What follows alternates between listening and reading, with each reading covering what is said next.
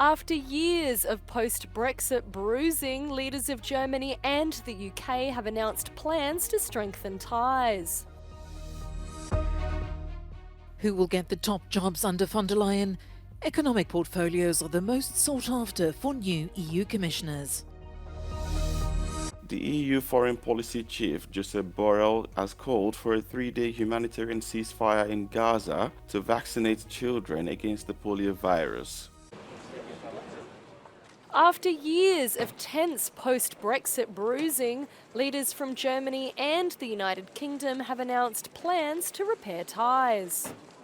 German Chancellor Olaf Scholz and UK Prime Minister Keir Starmer announced a new agreement designed to strengthen science, tech, trade and security in Berlin on Wednesday.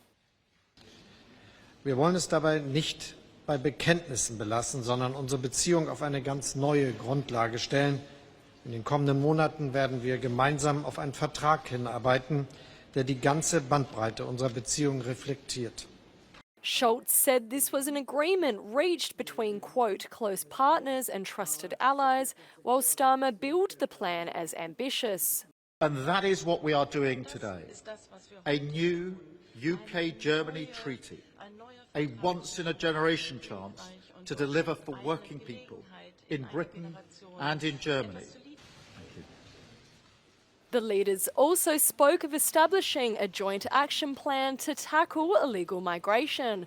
Security is high on Scholz's agenda after a terrorist with suspected links to the Islamic State killed 3 people in the German town of Solingen. Starmer has made it clear his intentions to repair relations between Britain and the European Union since he won office at the July elections. Chairs waiting to be occupied by the new European Union commissioners. But who will deal with portfolios that have an economic impact, the most coveted by the 27 member states? Friday is the final day for governments to announce their nominees. Analysts say the budget portfolio is undoubtedly the top prize in negotiations, as Ursula von der Leyen forms her second executive. We have the multi-annual financial framework, which needs to be negotiated in the next term. This will be a very difficult and very heavy dossier, but it will also be something which will be very determining also the priorities of the years to come. France is expected to maintain a strong portfolio, with Thierry Breton, currently on internal market, likely to be nominated for a second term as a commissioner. There's always a great interest in also competition and trade. So those portfolios where the EU has a lot of competence, right? Or where the budget is particularly high, for instance, cohesion and agriculture, you know, which both make up about a third of the whole EU budget. In the power plays, von der Leyen can also use defence, a new portfolio dedicated to the military industry, seen as highly relevant due to the war in Ukraine. Relations with the Mediterranean, linked to migration management, and housing are also sectors that will now have dedicated commissioners. Von der Leyen will also have to take into account which political parties support her when she designates her executive vice presidents. So one can assume that, again, now, given that she is from the EPP, from the Conservative Party, that you will have a socialist, a liberal, and also potentially a green among the top positions in the Commission. Another trump card is to secure the participation of more women. The president is struggling to achieve gender balance, with fewer than 10 women officially appointed so far. She will have to work with these governments in the next 5 years, right? So it is a bit of a tightrope that she has to walk between putting her foot down and getting, for instance, the gender balance right, but at the same time, you know, keeping, good working relationships with those governments. But before the 26 commissioners take their seats for college meetings in the Jean Monnet room, they'll first have to be approved by the European Parliament, which will arrange lengthy hearings of the candidates. The European Union's foreign policy chief has called for an immediate 3-day humanitarian ceasefire in the Gaza Strip to allow the population to be vaccinated against polio. In a post on social platform X, Borrell warned that the quick spread of polio threatens all children in Gaza, already weakened by displacement, deprivation, and malnourishment. UN agencies, World Health Organization, and UNICEF say they are ready to vaccinate around 640,000 children. Aid workers warn that without a humanitarian pause, a vaccination drive due to begin this weekend could fail to reach enough children to stop the fast-spreading polio virus. A truce of 3 days is, first of all, totally insufficient to tackle the polio crisis in Gaza. And second, well, it's not a truce that we need, it's a ceasefire.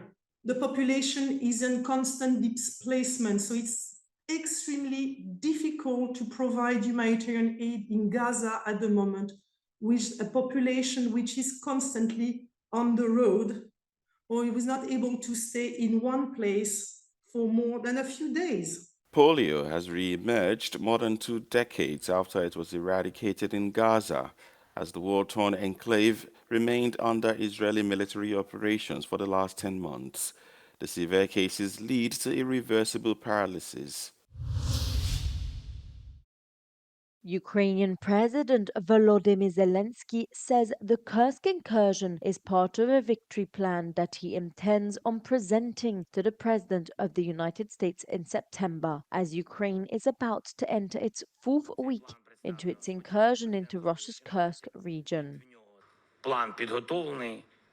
Думаю, справедливо, якщо я цей план представлю спочатку президенту Сполучених Штатів, від нього залежить успіх цього плану, дадуть нам те, що в цьому плані, або не дадуть. A UN watchdog shared his concerns about the risk of a nuclear incident after visiting a plant in the Kursk region. He is particularly worried about the proximity of the plant to the military front and the potential impact drones may have. Core of the reactor containing nuclear material is protected just by a normal roof. This makes it extremely exposed and fragile, for example, to an artillery impact or a drone or a missile. Zelensky says that the Kursk incursion has so far averted the threat of occupation of parts of the Kharkiv, Sumy and Chernihiv regions. Northern Greece is facing a significant water crisis owing to prolonged drought conditions exacerbated by successive heatwaves and a lack of rainfall. Until recently, Lake Pikrolimni in northern Greece was a popular destination for mud baths, but this summer it's just cracked earth. Έχει 2 χρόνια τώρα, δεν βρέχει καθόλου, γι' αυτό και η λίμνη έχει ξεραθεί εντελώς. Κάποτε είχε πολύ νερό, υπήρχε κόσμος, έκανε μπάνιο.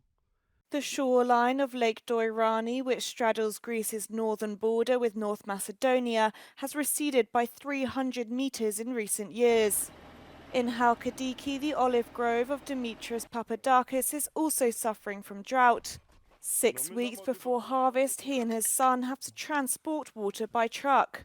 And in near Potidia town in Halkidiki, a very popular tourist area, locals use all sorts of ways to cope with frequent household water cuts. Κάνω κυκλική οικονομία. Δηλαδή πλένω τα πιάτα μου και πετάω το νερό στην αυλή. Κάνω ντουζ μέσα σε λεκάνη και πετάω το νερό στην αυλή.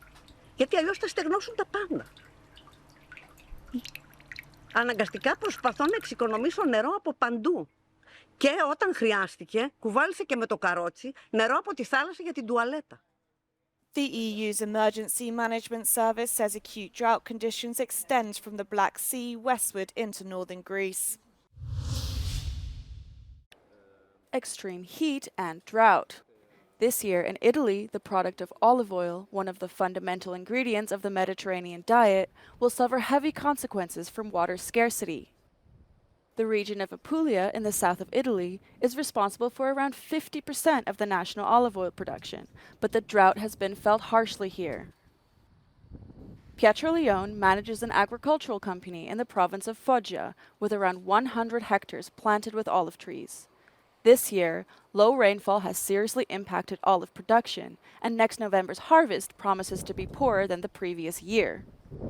Quest'anno come produzione è scarsa, è molto meno di quella dell'anno scorso, perché abbiamo avuto lo stress idrico che ce lo stiamo portando avanti da un paio di anni e poi abbiamo avuto 2 giornate maledette durante la fioritura che parecchie varietà non hanno legato. E quest'anno abbiamo dal 50 all'80% in meno della produzione. The Capaccio Dam is the closest to the city of Foggia and supplies water to the entire province for industry, irrigation, and drinking purposes. It is fed by a stream that transports rainwater into the reservoir. Today, this dam is practically empty and contains just 2.5 million cubic meters of water compared to the usual 17 million cubic meters. What little there is comes from last winter. This year, the dam did not fill. The other 3 reservoirs in the province of Foggia are only 50% full.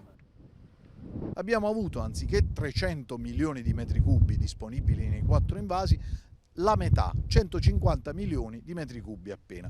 Per cui abbiamo fatto mezza stagione irrigua nel comprensorio irriguo e poi ci siamo dovuti fermare per conservare 9 mesi di autonomia del potabile. Numeri e percentuali sono preoccupanti, ma diventano scioccanti quando si traducono in immagini.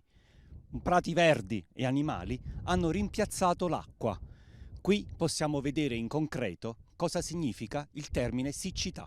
The low water levels of this artificial reservoir may be an advantage for grazing cows, but are very dangerous for olive trees. Although these plants need less water than other crops, temperatures above 40 degrees for 50 consecutive days put the production of olives, and therefore the precious olive oil, at great risk.